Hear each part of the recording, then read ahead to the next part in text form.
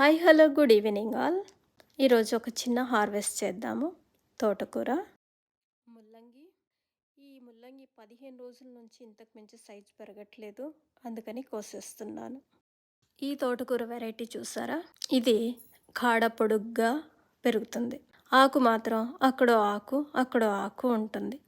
ఇది పక్కనున్న చెట్టును పెరగదు, తాను మాత్రం చక్కగా బరలాగా ఇంత పొడుగు పెరుగుతుంది.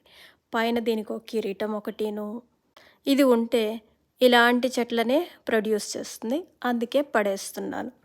ఇకపోతే బీన్స్, ఇవి bush beans.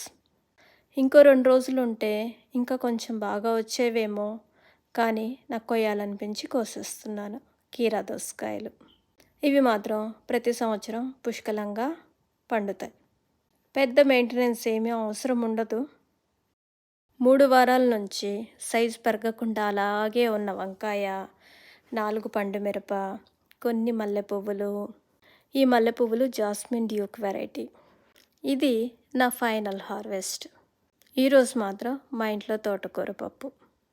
Thank you for watching my video.